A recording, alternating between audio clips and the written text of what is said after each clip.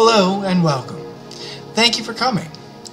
During today's class, we will cover the following: a history of tea, an overview of the tea types. We will taste a variety of teas and discuss principles for brewing a great cup. Today we will also discuss storage, shelf life, and the benefits of tea. Following the presentation, we will have a question and answer segment. Tea is the second most consumed drink in the world, surpassed only by water. An often surprising fact to tea novices is that all teas, black, green, oolong, white, and pu'er, come from the same plant. Now, the scientific name of tea, the tea plant, is Camellia sinensis, and it's actually related to camellia flowers that are used a lot in gardens and landscapes. Camellia sinensis is a subtropical evergreen plant native to Asia, but is now grown around the world. The tea plant grows best in loose, deep soil at high altitudes and in subtropical climates. So, in short, tea is anything derived from the Camellia sinensis plant. Anything else, while sometimes called tea, is more accurately referred to as an herbal tea or a tisane. Tisanes include chamomile, rooibos, and fruit teas. Tea plants, which grow naturally in the wild throughout much of Asia, is cultivated in a variety of settings from small family gardens to giant estates covering thousands of acres. The best tea is usually grown at elevation and often on steep slopes.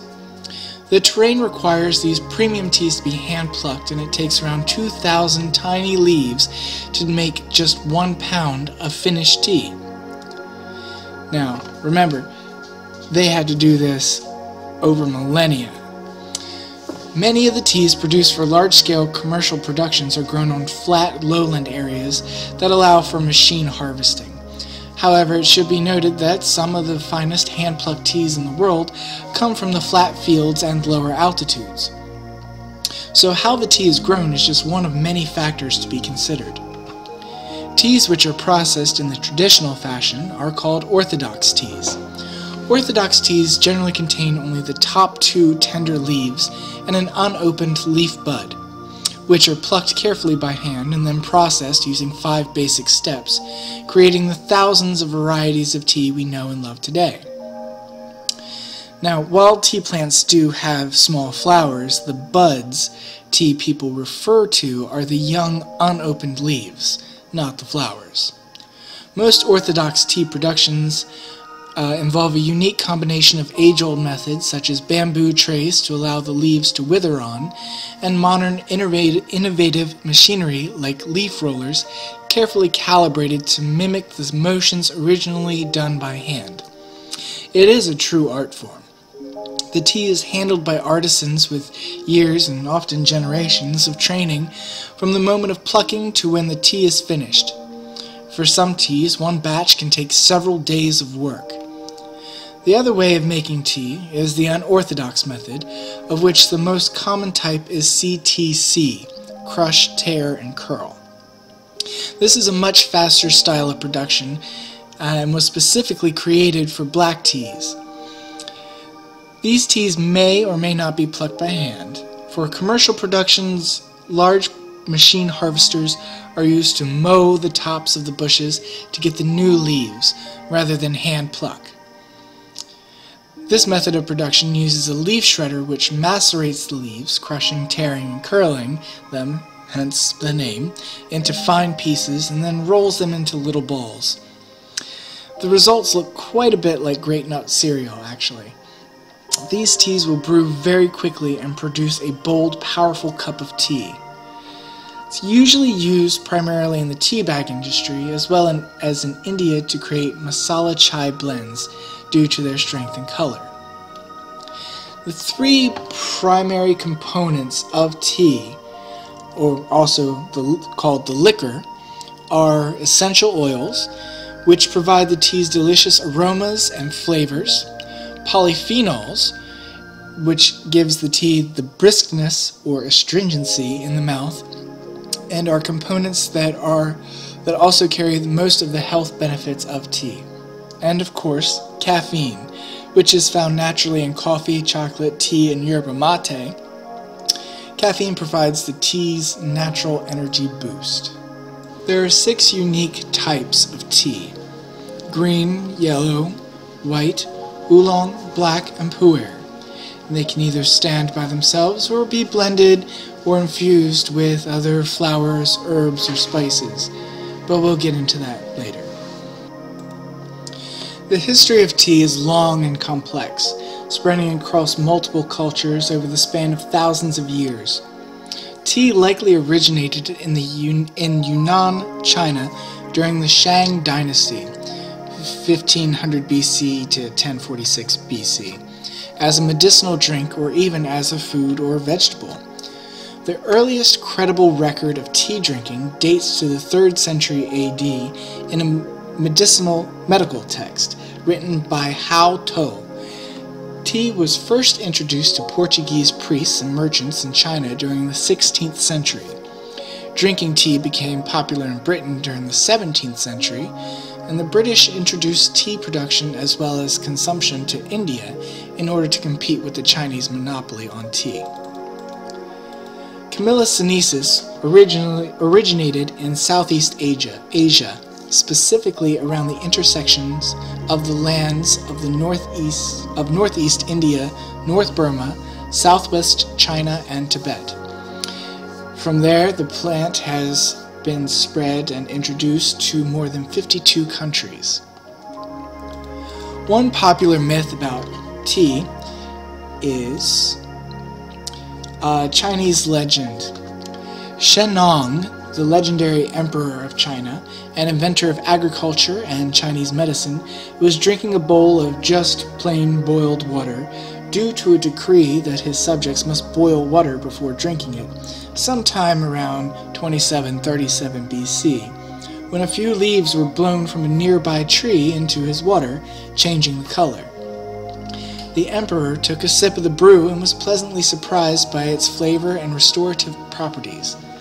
A variant of the legend tells that the emperor tested medical properties of various herbs on himself, some of them poisonous, and found tea to work as an antidote.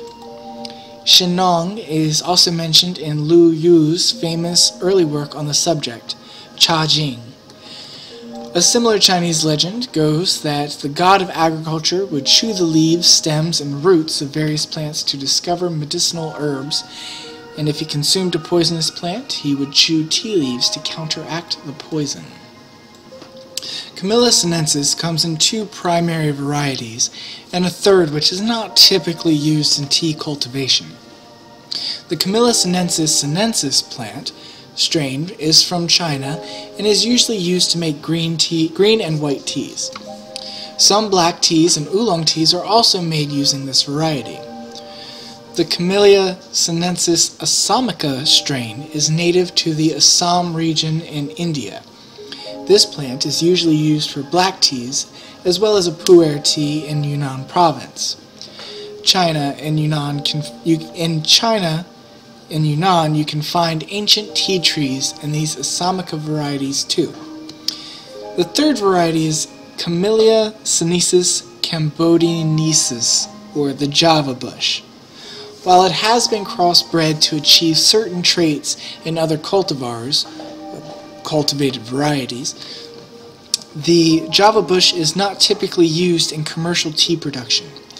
There are roughly 1,500 cultivars derived from the 2 main varieties. The Camellia sinensis plant grows best in cool temperatures on steep mountain slopes, and in fact it thrives at elevations up to 9,500 feet.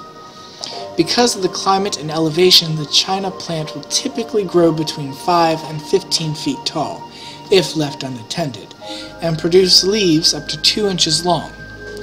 The short mountain-growing seasons yield a smaller crop of more tender leaves that yield a sweeter, less astringent cup. The China plant is typically pruned to be waist-high with a flat top surface to allow easier plucking of the new growth. Because of the climate, the growing season is, at most, half of the year, and the plant will generally yield no more than 5 pluckings a year.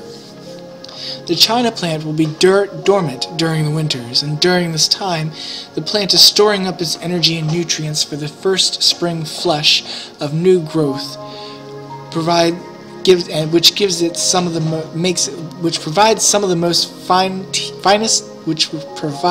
of the finest teas on earth with the highest concentrations of desirable flavors. The Camellia sinensis assamica strain, as I said, is native to the Assam region of northern India. High humidity and generous rainfall and warm temperatures allow this larger, more robust tea variety to thrive. The assamica plant will grow between 30 and 60 feet tall if left unattended and produce much larger, up to 8 inches, leaves. Under perfect conditions with proper fertilization, the assamica plant can be harvested every 8 to 12 days throughout the year. Because of the tremendous yields, it is the preferred crop in northeast India, Sri Lanka, and Africa. The unique climate in Sri Lanka allows the harvest of this hardy bush to continue year-round. The assamica leaf is ideal for producing strong, malty black teas. Other Chinese teas require lengthier productions, such as oolong and pu'er, and are also made from the larger leaves of the assamica plant. Although each type of tea has different taste, smell, and visual appearance, tea processing for all tea types consists of a very similar set of methods with only minor variations. The first of which is, of course, plucking. Tea leaves and flushes, which include a terminal bud and 2 young leaves, are picked from a Camellia sinensis bush, typically twice a year, during early spring and summer or late spring. Autumn or winter pickings of tea flushes are much less common, though they occur when climate permits. Picking is done by hand when a higher quality tea is needed or when labor costs are not prohibitive. Depending on the skill of the picker, hand picking is performed by pulling the flush with a snap of the forearm, arm, or even the shoulders, with the picker grasping the tea shoot using the thumb and forefinger, with the middle finger sometimes used in combination. Tea flushes and leaves can also be picked by machine, though there will be more broken leaves and partial flushes, reducing the quality of the tea. However, it has been shown that machine plucking during correctly timed harvesting periods can produce good leaves for the production of high-quality teas. The second method is withering or wilting. The tea leaves will begin to wilt soon after picking with a gradual onset of enzymatic oxidation. Withering is used to remove excess water from the leaves and allows a very slight amount of oxidation. The leaves can either be put under the sun or left in a cool, breezy room to pull moisture from the leaves. The leaves sometimes lose more than a quarter of their weight in water during withering. The process is also important in promoting the breakdown of leaf proteins into free amino acids and increases the availability of freed caffeine, both of which change the taste of the tea. The third step is disruption. Known in the Western tea industry as leaf maceration, the teas are bruised or torn in order to promote and quicken oxidation. The leaves may be slightly bruised on their edges by shaking and tossing in a bamboo tray or tumbling in baskets. More extensive leaf disruption can be done by kneading, rolling, tearing, and crushing, usually by machinery. The bruising breaks down the structures inside and outside of the leaf cells, which allow the commingling of oxidative enzymes with various substrates which allow for the beginning of oxidation. This also releases some of the leaf juices which may aid in oxidation and change the taste profile of the tea. And this of course leads us to oxidation and fermentation. For teas that require oxidation, the leaves are left on their own in a climate-controlled room where they turn progressively darker. This is accompanied by agitation in some cases. In this process, the chlorophyll in the leaves is enzymatically broken down and its tannins are released or transformed. This process is sometimes referred to as fermentation in the tea industry. The tea producer may choose when the oxidation should be stopped, which depends on the desired qualities in the final tea, as well as the weather conditions, heat and humidity. For light oolong teas, this may be anywhere from 5 to 40% oxidation. In darker oolong teas, 60 to 70%, and in black teas, 100% oxidation. Oxidation is highly important in the formation of many taste and aroma compounds, which gives tea its liquor color, strength, and briskness. Depending on the type of tea desired, under or over oxidation or fermentation can result in grassy flavors or overly thick, winey flavors. From there we move on to fixation or kilgreen. Kilgreen is done to stop the tea leaf oxidation at a desired level. This process is accomplished by moderately heating the tea leaves, thus deactivating their oxidative enzymes and removing unwanted scents in the leaves without damaging the flavor of the tea. Traditionally, the tea leaves are panned in a wok or steamed, but with advancements in technology, kilgreen is sometimes done by baking or panning in a rolling drum. In some white teas and some black teas, such as CTC blacks, that's crush, tear, cut, kilgreen is done simultaneously with drying.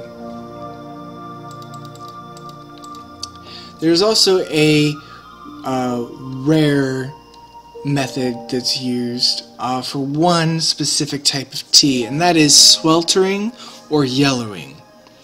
It's unique to yellow teas.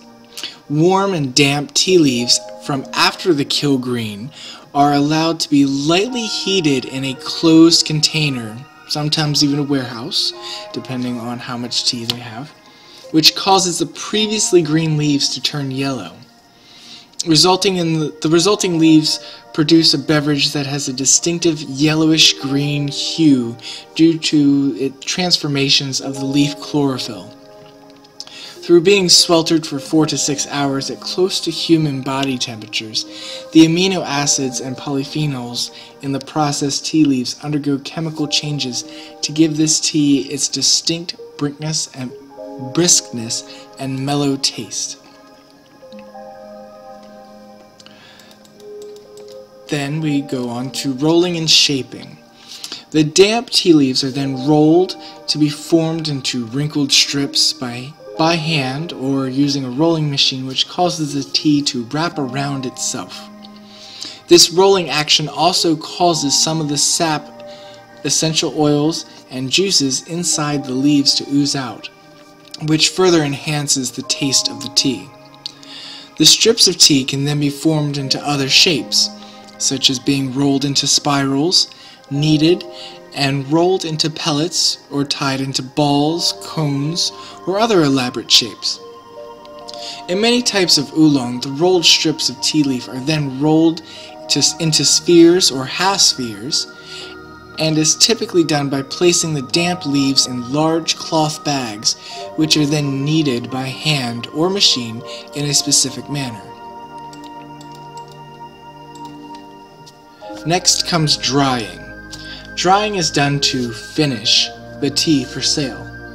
This can be done in a myriad of ways, including panning, sunning, air drying, or baking. Baking is usually the most common. Great care must be taken not to overcook the leaves. The drying of the produced tea is responsible for many new flavor compounds, particularly important in the green teas. Lastly, and really just for this one particular tea, there's aging or curing. While not always required, some teas do require additional aging, secondary fermentation, or baking to reach their drinking potential.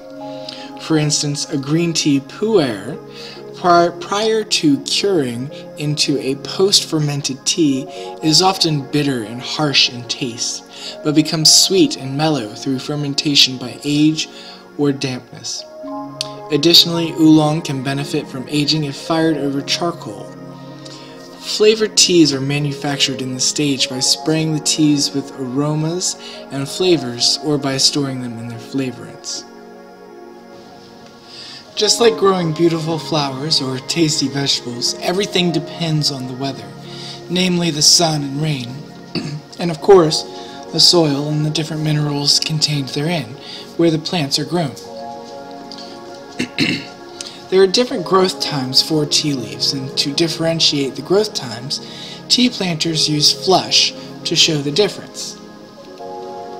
Tea plants have 3 flushes: first, second, and third. Sometimes the flushes are called first, monsoon, and autumn. Each flush time has its own time during the year, and a flush may come earlier or later depending on the weather.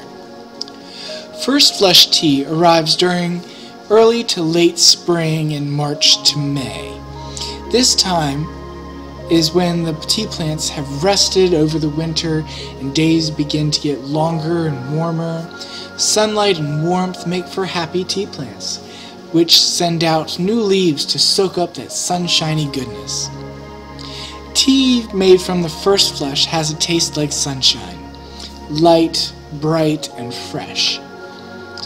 First flush teas tend to cost more, as there is one short spring per year and only so much new growth on each tea plant. Less growth creates less supply.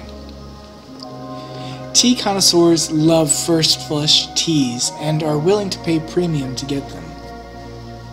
Second flush teas arrive during early to late summer. This next stage in tea flush is marked by vigorous root, stem, and leaf growth on the tea plants. Monsoon rains during the second flush bring much needed nourishment to the tea plants. Second flush teas tend to be darker in color, and the taste brings out more of the earthiness of the tea. Second flush teas cost less because the tea leaves are more abundant and are picked for a longer time. Some tea connoisseurs pass over the second flush because they believe the tea flavor is not robust because the tea plant has taken up too much water from the rains. So it tends to have this slightly watered down taste to connoisseurs. Third flush teas arrive during early to late autumn. The rain stops and growth slows down for a third flush. The earthiness is much more pronounced at this stage, which gives the tea from third flush pickings a earthy, robust taste. And you can tell third flush teas by their dark amber color when brewed. If you want to know what tea flush your tea was picked in, you can look at the tea leaves for color. The lighter the color, the lighter the color gives more potential for an earlier flush stage. When you brew your tea, pour it into a light-colored or clear glass cup, and look at the color of the tea in the teacup. Is it light, medium, or dark-colored? Taste your tea. Does it have a light, sunshiny taste, or a little earthiness, or strong, very deep earth taste? You can keep a notebook on the teas that you drink and write down what the tea looked like and how it tasted and the different flavors that you picked up from that tea. This will help make it easy to spot which teas are from the first, second, or third flush leaves. The innate flavor of the dried tea leaves is determined by the environment around the tea bush, the quality of the plucked tea leaves, and the manner and quality of the processing they undergo.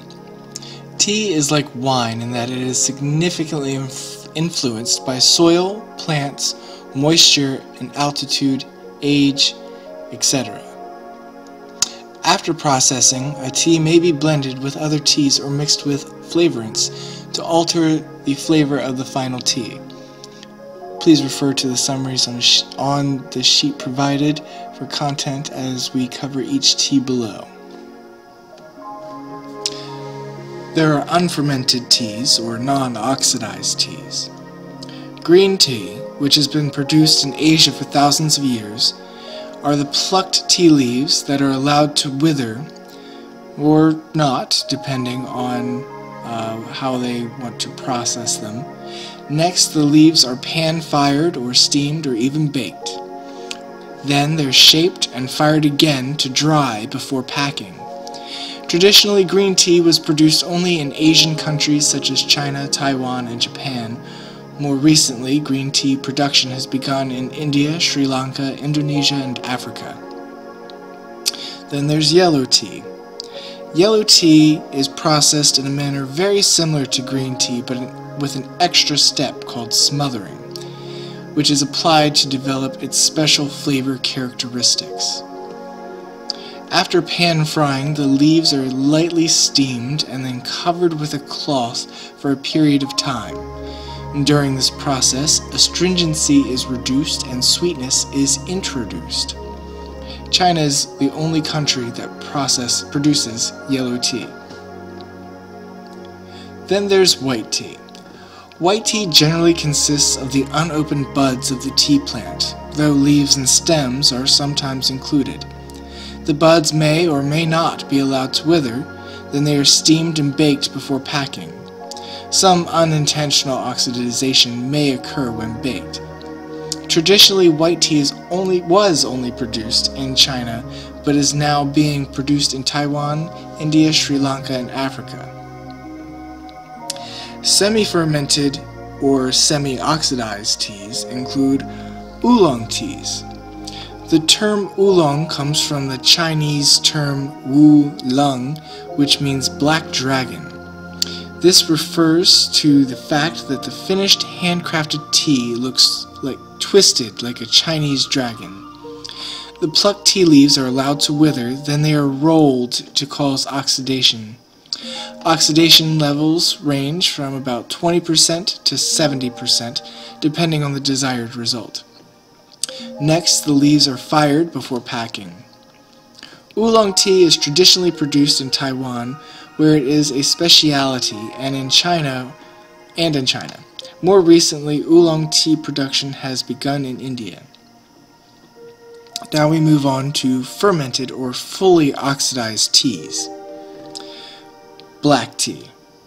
Nearly all black teas are produced for and consumed by tea drinkers in Western countries.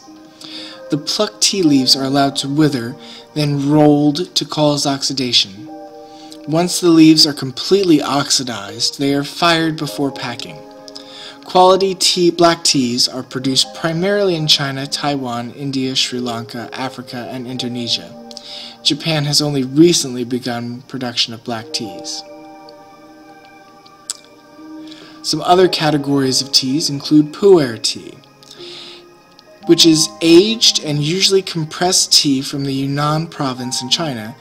After undergoing the usual green or oolong production steps, the tea is traditionally buried in a cave for a period of 1 or more years. The finest pu'er may be aged for between 5 and 20 or up to even 60 years.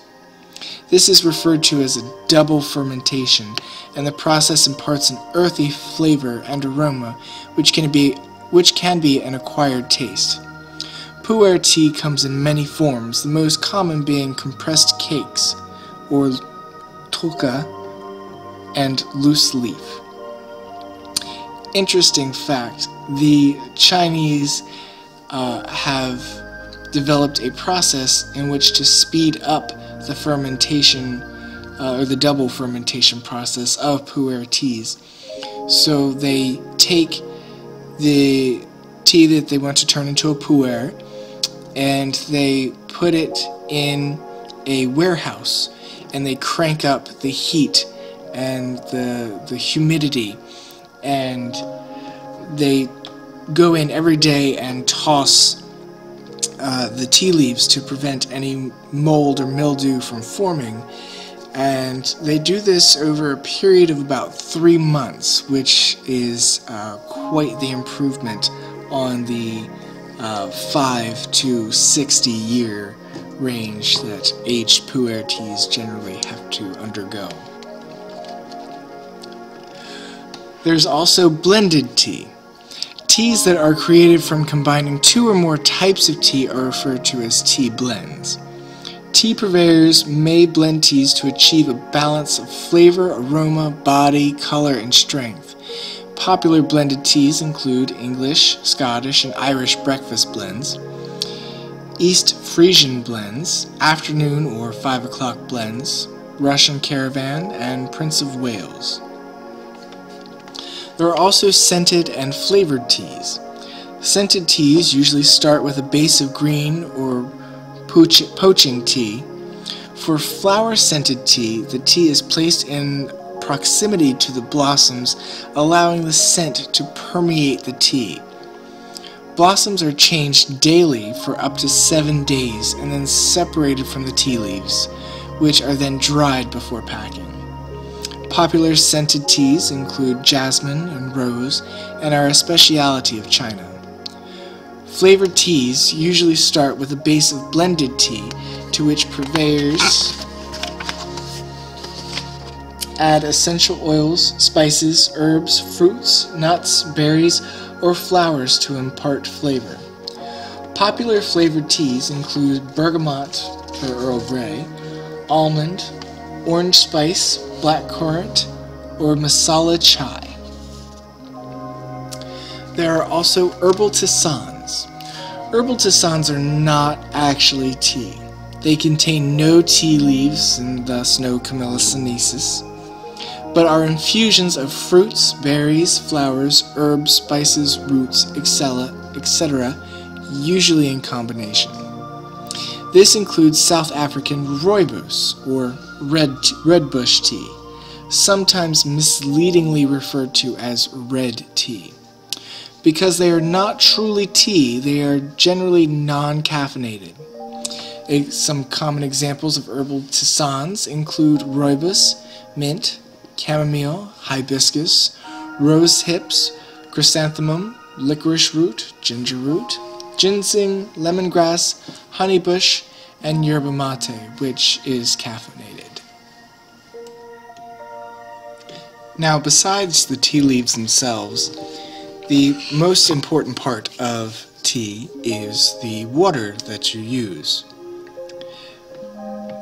Generally, 6 ounces of water per serving is a good amount to start with. You want to use fresh, cold water from the tap. It should have no off flavors. Filtered tap water or filtered bottled water or bottled spring water would be sufficient as well. But you do not want to use water that has been distilled. It'll give your tea a flat taste. Now, the temperature of the water can vary depending on the level of fermentation and delicacy of the leaf. Green teas, because they are more in their raw form, are very delicate. They need to be steeped anywhere from 140 degrees to 180 degrees. White teas from 150 to 180 as well. They too are very delicate as they are just fired and dried. Oolong teas can go a little bit hotter depending again on the darkness of the oolong, anywhere from 180 to 212 degrees, which would be boiling. Black teas, pu'er, and herbal teas, you can use boiling water at 212 degrees. Once the water has reached the boiling point, you really don't want to allow the water to keep boiling. This causes oxygen that's in the water to be lost, resulting in flat-tasting tea. If you allow the water to cool back down, the oxygen will be reintroduced into the water, so reboiling isn't going to cause that big of a problem. Then, of course, there's the question as to how much tea to use per cup. Using a 6-ounce serving, it really kind of depends on the variety, on the leaf and the particle size of the tea. Generally, a good rule of thumb is anywhere from 1 to 2 teaspoons. As a basic guideline. You could even go more if you'd like a stronger cup.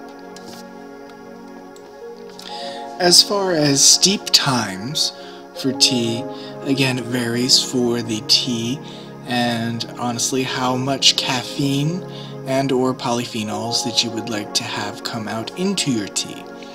The cooler water and shorter steep times will give you less caffeine. Caffeine is not very water soluble, so the longer and hotter that the tea sits in the water, the more caffeine will be extracted. Polyphenols, on the other hand, are very water soluble, so they come out almost immediately within the first minute or so of steeping. A common misconception is if you want less caffeine in your tea, in your loose tea, steep the leaves and then pour off the first steeping and then re-steep the leaves. Well, this will give you less polyphenols because you are pouring all of them down the drain, and give you a more concentrated caffeine content with the second steeping. Plus, you lose quite a bit of flavor as in subsequent steepings. But as far as steep times, green teas anywhere from 30 seconds to 3 minutes. You can use, if the shorter steep times, you can use multiple infusions. White teas, like green teas, 30 seconds to 2 minutes. Oolong teas, 1 to 7 minutes. Black teas, 3 to 5. Pu'er teas, 1 to 5. And herbal tisanes, 6 to 10. Flavor nuances can be discovered by adjusting the length of time in the tea steeps.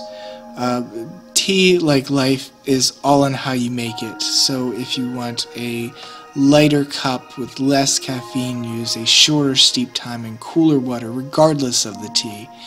If you want a stronger, bitter cup, use hotter water and a longer steep time.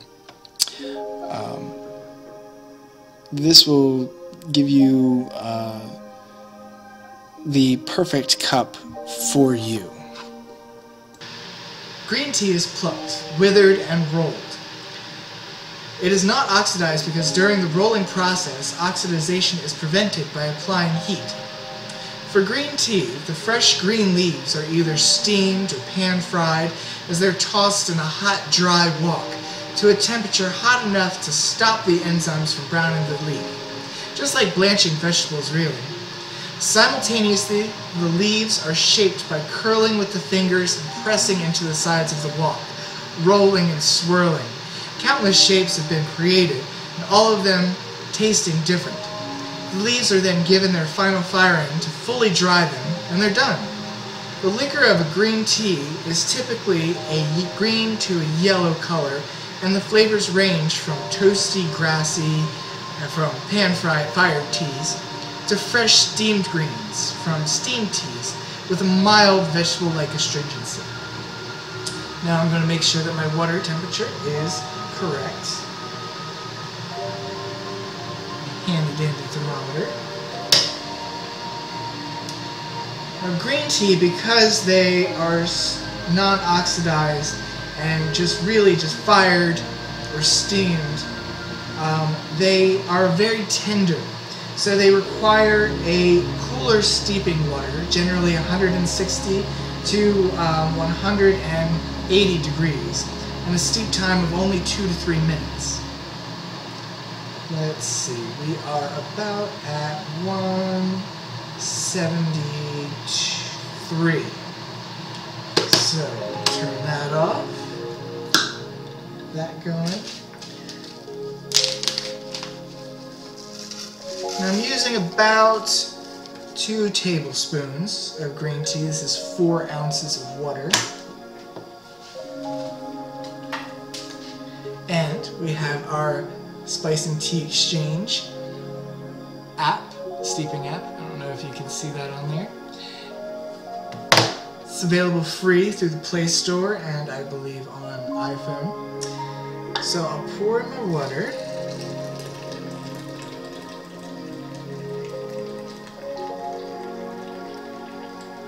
And you can notice the liquor is already turning a light green color.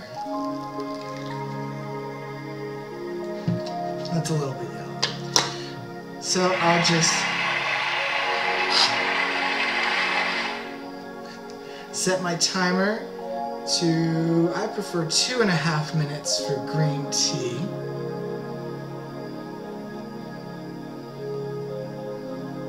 Start that, tick-tock, tick-tock. So while we're waiting on that, does anyone have any questions?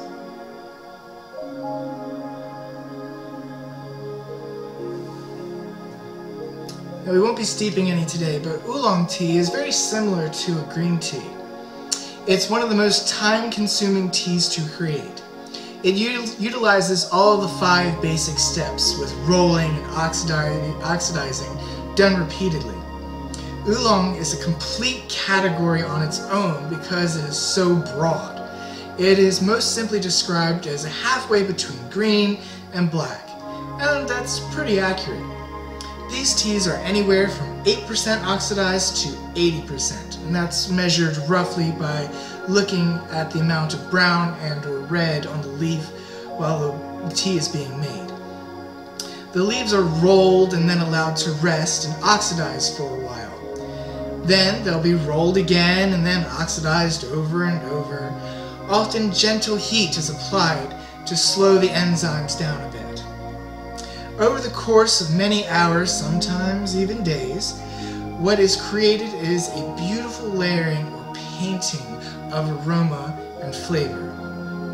Oolongs typically have a much more complex flavor than green or white teas, with very smooth, soft astringency and are rich in floral and fruity flavors. Because of their smooth yet rich flavor profiles, oolongs are ideal for those new to tea drinking. We have 53 seconds more to go. So, does anyone have any questions about oolongs? Oh, I need a glass.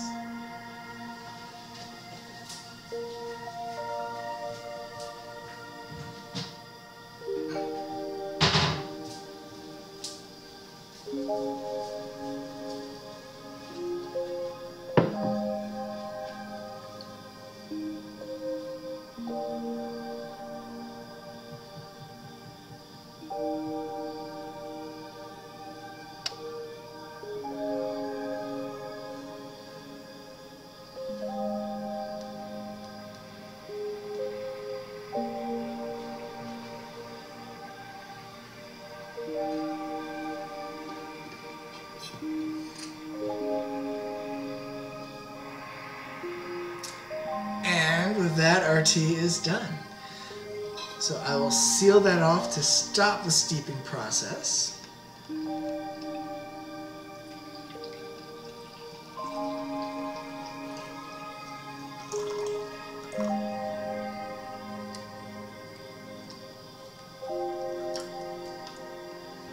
Now, as you can see,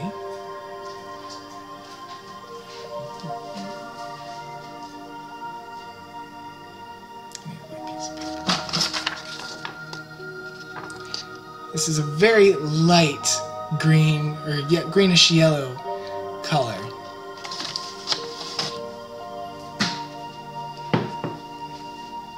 At this point, you would have already been sending around the dry leaves so that the attendees can smell them, and then you'll be pouring out bits of the tea so that they can taste it. Now for tea, it is okay, as I said before, to slurp it after it's cooled a bit, which will be in your little tasting cups. So you slurp the tea and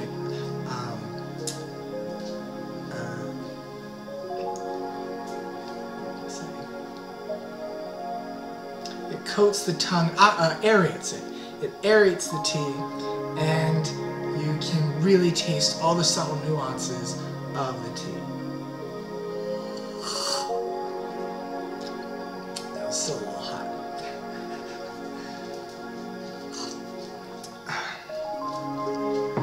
It's actually a pretty good cup.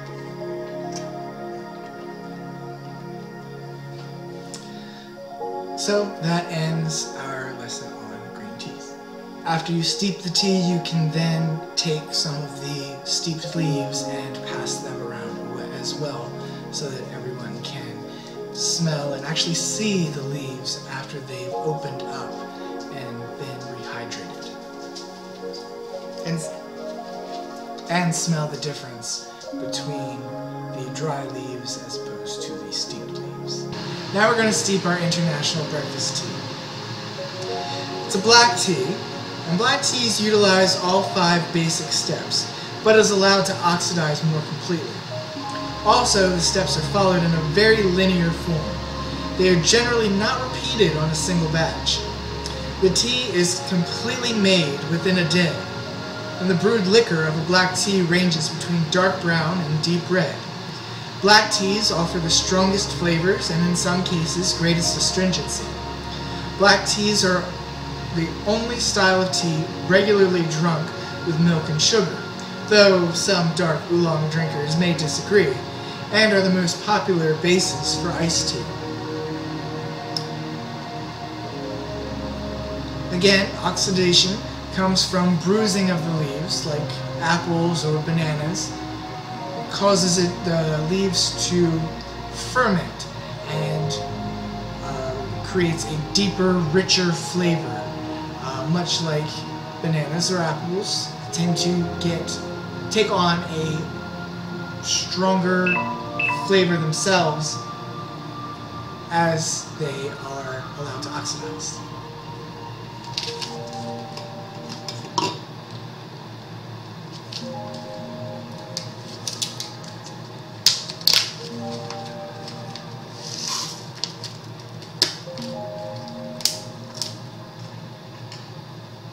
Now, black teas take anywhere from 4 to 6 minutes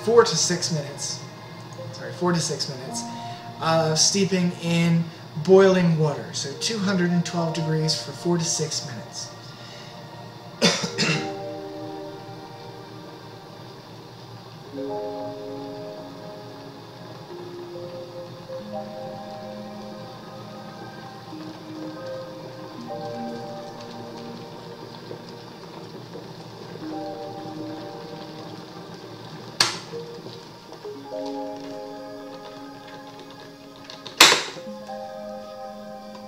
We'll pour in our boiling water.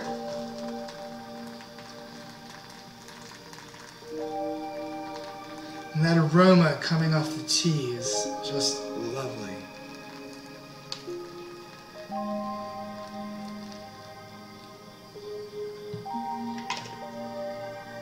Now for this tea, I've set our timer to 5 minutes.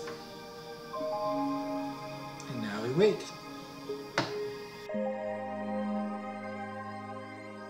So here we are, 5 minutes later. We'll push that down, again stopping the steeping process. And as you can see, the liquor of the tea has turned a nice red-brown color.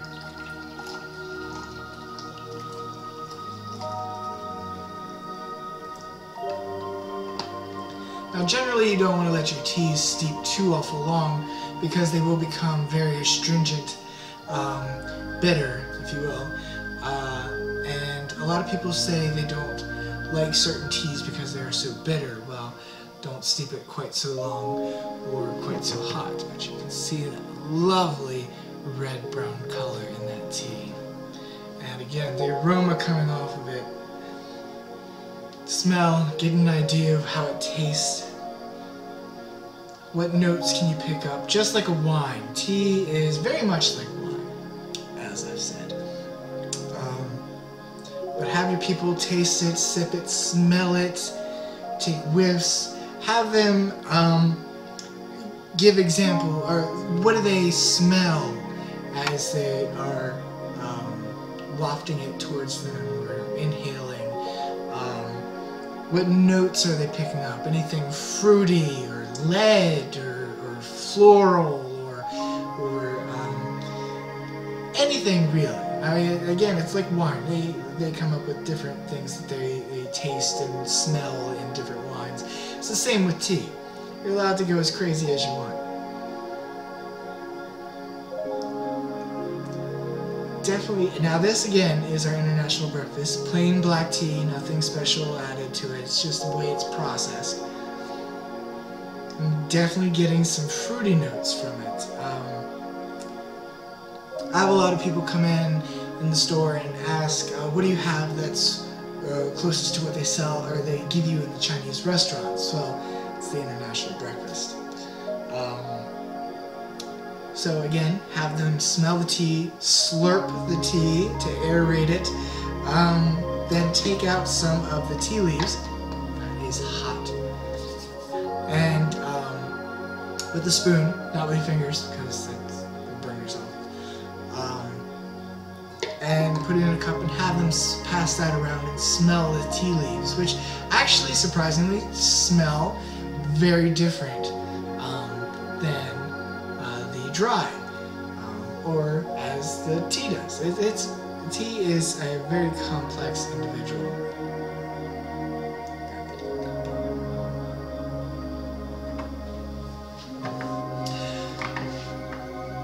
And again, we won't be tasting any today, but there's also pu'er teas, which are a completely different art form. Pu'er teas are aged teas. They first undergo a process similar to green tea, but before the leaf is dried, it is aged either as loose leaf or pressed into dense cakes. You can find them.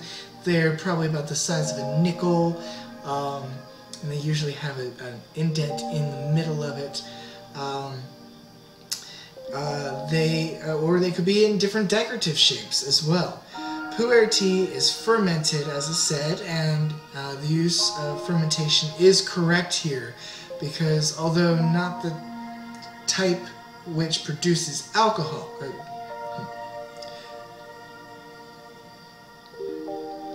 pu'er tea is a fermented tea, and the use of fermentation is correct here, although not the type that produces alcohol. Depending on the type of pu'er being made, either a dark, ripe pu'er or a green, raw pu'er, the aging process lasts anywhere from a few months to several years, as much as 30 actually. So now it is very old tea, and very well stored pu'ers are considered living teas, just like wine, and they are prized for their earthy, woodsy, and musty aroma and rich, smooth taste. And we only have one pu'er tea, which is our Mintchilla Chinilla, which is actually a blend. Pu'er teas, as I said, are aged. Interesting thing, the Chinese are very industrious people, and they felt that waiting 30-odd years to taste their tea just was a bit too long. So they've actually created a process where they speed that fermentation time up and that aging time up almost, I believe, 300% if my math is correct, which is probably not.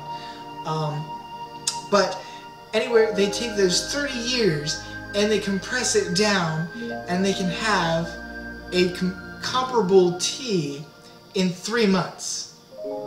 They do this by putting the tea in a warehouse and cranking up the heat and the humidity and just baking it really. And every day they have to go in and they have to rake the tea and toss it to prevent any mold or mildew from forming. And after those 3 months, they get the pu'er tea that they would have gotten in 30 years. Interesting little side fact. So, we've covered what is tea, what constitutes tea. Now, what about things that aren't tea? Well, the confusing aspect about learning about tea is that many of the beverages which are called tea are actually not tea. Herbal teas, which tea experts term tisanes, which is a French word for herbal infusion, are usually dried flowers, fruits, or herbs steeped in boiling water. No actual tea leaves are included. Historically consumed for medicinal reasons or as a caffeine-free alternative, many tisanes are beginning to find their own popularity outside the tea world. An interesting note, in Europe and some other countries, the use of the word tea is legally regulated to only apply to Camellia sinensis. Not so here in the United States, so don't feel bad about being confused. Virtually any flower, fruit, or herb can be steeped in water and ingested and become a tisane. Just take a trip down to your local health food store and you'll find dozens of medicinal herbal teas, boasting a variety of benefits from relaxation to rejuvenation. In this lesson, we'll just focus on a few of the more noteworthy tisanes and some old classics and some new favorites. Basically, with a tisane, or herbal tea, if you can steep it, you can drink it. Although, as Socrates found out, hemlock, not such a great idea. Now, arguably the most famous herbal tea finds its roots in ancient Egypt. The first recorded mention of chamomile being enjoyed is in a document known as the Ebers Papyrus, dating back to 1530 BC. It was used to honor the gods, embalm the dead, and cure the sick. Chamomile has endured a lasting fame, and this light, sweet, apple-like, and floral beverage is still revered for its uncanny calming effect. Peppermint, too, has been used as a caffeine-free home remedy, aiding in digestion and soothing the stomach for millennia, dating back to the Greeks. During these times, tables were rubbed with peppermint to make dining more pleasant. However, not all herbal teas of that time were so pleasant. As I said, hemlock, not so good for Socrates. There's also fruit teas. Fruit teas are tisanes. There's also fruit teas. Fruit teas or tisanes are caffeine-free blends containing a range of fruits, spices, and herbs. The most common ingredient in fruit teas is hibiscus, which is a crimson flower that yields a deep red color to the cup and a powerful tart sweetness. It can also be iced and has a similar, and when sweetened, is similar to Kool-Aid. Hibiscus is naturally high in vitamin C as well, and tea blenders used dried fruits, fruit peel, and fruit oils, blossoms, and spices to achieve just the right blend of visual appeal and flavor profile. You may also have heard of rooibos. Rooibos tea is also known as red tea, and it's a fairly newcomer to the tisane scene here in the States. Rooibos has skyrocketed in popularity. It was actually introduced as a substitute for black tea, and during the World War II, virtually all supplies of Japanese and Chinese teas suddenly became unavailable. The tea-addicted Western culture scoured the world for an alternative and finally discovering the caffeine-free rooibos, which grows only in South Africa. Rooibos has a rich, slightly sweet flavor that is excellent alone and blends extremely well with a variety of flavors. Now then, there's yerba mate.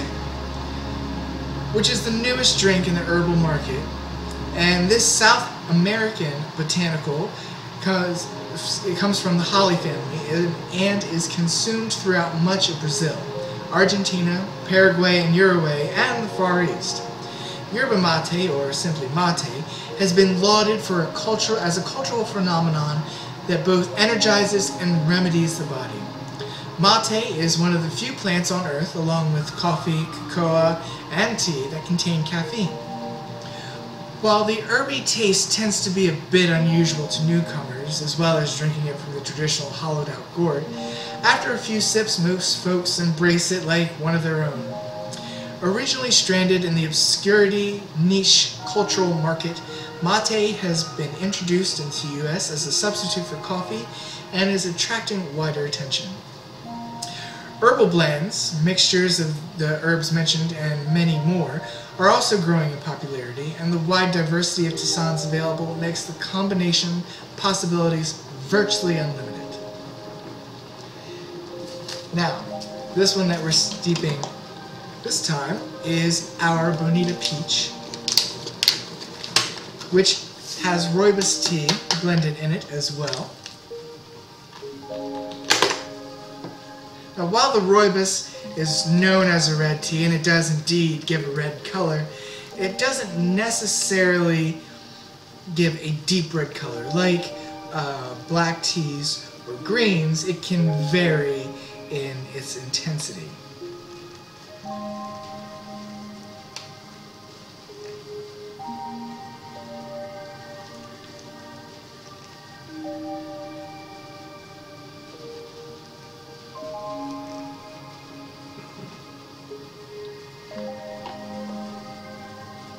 Again, the smell is just delightful.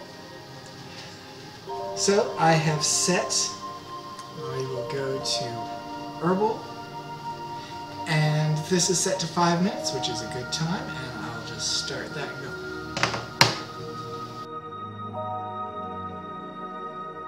Now again, you could steep several different herbals to kind of give everyone a different idea of how different herbs and fruits and flowers all can be combined to make different flavor profiles. And that is a lovely golden color.